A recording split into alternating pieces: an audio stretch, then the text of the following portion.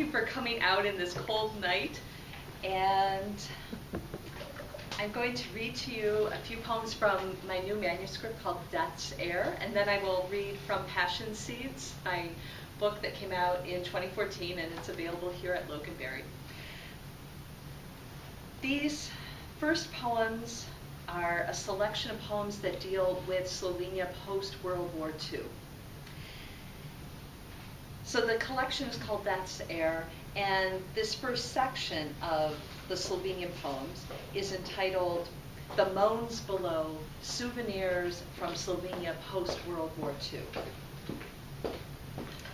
So to give you an overview historically, there were two factions in Slovenia post-World War II killing each other.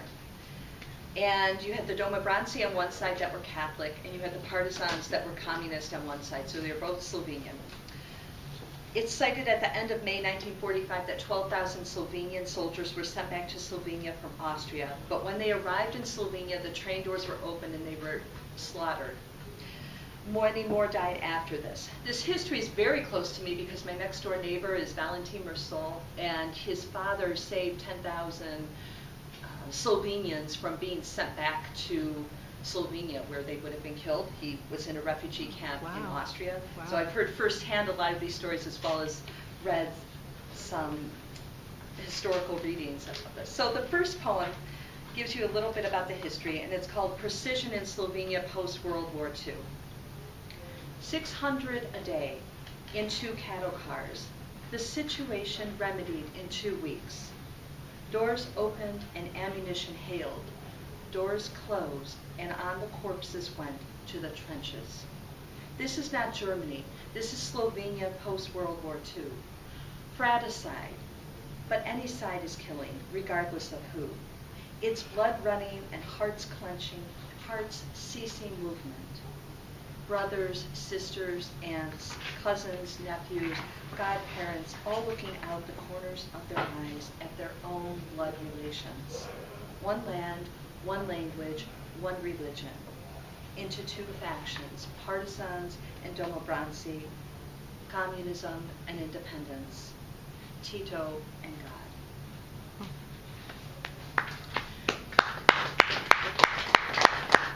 The next poem is inspired by my Slovenian mechanic in Chesterland, Ohio, and he too was in a refugee camp before coming over.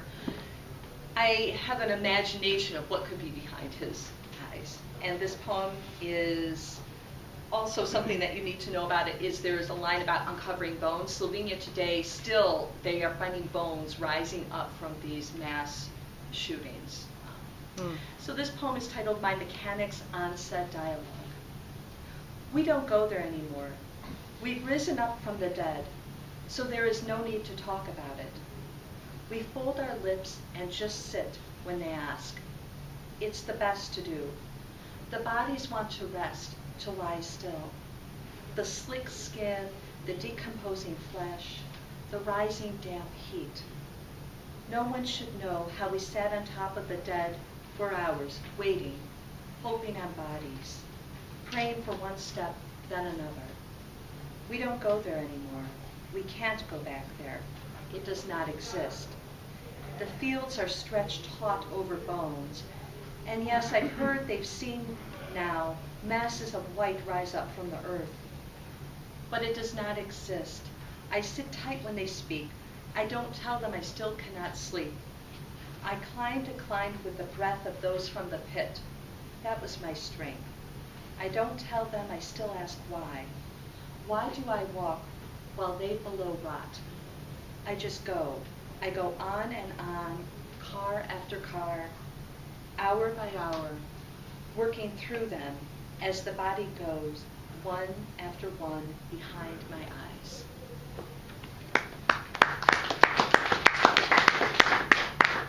This next poem is inspired by a survivor's anecdote in the book Slovenia Post-World War II.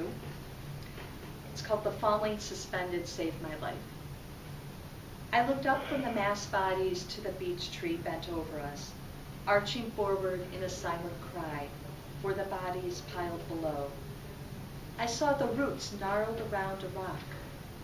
Threw my fist out and pulled myself forward over the dead. The heat from the bodies, a rising mist under the moonlight. My heaving breath pushing me forward. The moans below beseeching me to carry the story out of the grave. And this is the last section, or the last poem of the Slovenian section. And it's a love poem imagined in a Slovenian camp. And it deals with displaced people, which is the acronym DP. People who are forced to leave his or her home, forced migration. And according to the UNHCR, there were 59.9 displaced people worldwide at the end of 2014, which is the highest amount since World War II. So this is called DP marriage. I met my husband in the camp where he was teaching math with a board without a rag. Oh, his thin hands got black like farmers. Without tact, I told him, scrub those hands, or indeed I won't be back. And he put bread, potatoes, and roasted turnips in a sack, snuck to me while others napped. Even daisies no courtesies lacked. I thought one was sacrifice, I'll never go hungry, never lack, and at 80, I'm fat.